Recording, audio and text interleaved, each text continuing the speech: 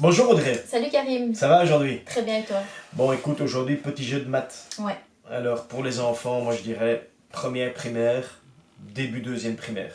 Ça va, puisqu'en fait ici on va additionner et soustraire jusque 20. Ok.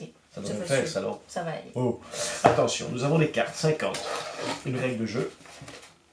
Et alors c'est un jeu de coopération. Ok. Bien. On va devoir bien collaborer. On va collaborer. Alors en fait, qu'est-ce qu'on va faire ici? On a donc un paquet de cartes. Et alors on va distribuer à chaque joueur un certain nombre de cartes. 6 cartes. Ah oui, tu as déjà joué dans une école avec moi, je me souviens. Alors, je vais d'abord présenter les petites cartes qui peuvent être un peu spéciales au fait. Hein. On doit d'abord chercher la carte où il est écrit 10 début. Donc celle-là, on la met au centre de la table. Okay. Et alors, c'est un peu comme un thermomètre ce jeu en fait. Ouais. On va osciller entre 0 et 20.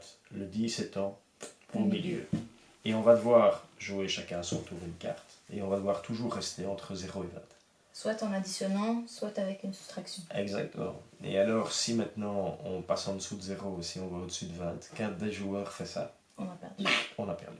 Et le but, ce serait évidemment de pouvoir avoir liquidé tout son paquet sur la pioche. Et dans ce cas-là, si on a réussi ce défi, on a tous gagné. On a tous gagné. Voilà.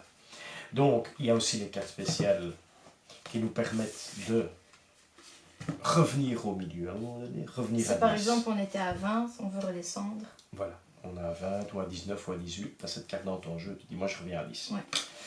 On a la carte qui permet d'aller au maximum qui est 20. Voilà. Danger. Et au minimum à 0. Voilà. On mélange évidemment bien les cartes. Alors ici on peut jouer à 2 évidemment, on peut jouer à 3, 4. Et je pense que sur la boîte nous avons précisé que nous pouvons jouer jusqu'à 6 joueurs. Donc ce jeu pour cet âge-là, c'est intéressant parce que les enfants doivent déjà apprendre à tenir leurs cartes en main. Mais on peut aussi, je l'ai déjà fait dans certaines écoles, on peut aussi commencer en jouant carte à plat. Quoi. Ouais. Parfois les enfants, ils ont un peu plus facile comme ça au début. Voilà, alors je conseille toujours aux enfants de bien tenir leurs cartes. En général, je leur dis même, tiens, mettez les additions d'un côté, les soustractions de l'autre, rangez les par ordre croissant, décroissant, voilà. Ouais. Des petites notions en plus. Et alors, je propose que tu commences. Ok. Donc, je vais ajouter plus 6, donc 10 plus 6, ça fait 16. Très bien. Et je pioche. Et tu pioches. Et moi, évidemment, je me souviens qu'on est à 16. Donc 16 moins 2 égale 14. 14. Je pioche. 14 moins 1, 13. Bien. Tu as dit 3. 3. Moins 3. On est à 0. 0. Je dois absolument remonter. Ah oui. Évidemment, si j'ai des cartes négatives, ça ne marche pas. J'ai peut-être une carte spéciale. J'en ai pas, mais j'ai heureusement une carte positive. Ouf.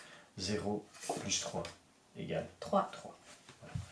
On comprend aisément comment le jeu fonctionne. Hein. Ouais. Je crois qu'on a compris. Et voilà, on va jouer jusqu'au moment où on n'est plus de cartes. On n'est plus de cartes. Et que la pioche est vide. Et si on a réussi le défi entre 0 et 20, on a gagné. On a gagné. Alors évidemment, pour les enfants qui sont un petit peu difficiles à calculer, ben, on peut évidemment s'auto-corriger entre soi. Hein. Donc c'est aussi un jeu qui permet de faire ça. Voilà. On peut avoir une petite aide pédagogique. Peut-être des petits jetons, un petit boulier à côté, si jamais ils ont encore des difficultés. Mais le but, c'est surtout d'automatiser les tables d'addition et de soustraction, en tout cas entre 0 et 20. Et ça marche très bien. Et ça marche bien puisqu'on l'a déjà fait dans plein d'écoles. Oui. Et bien voilà, à bientôt.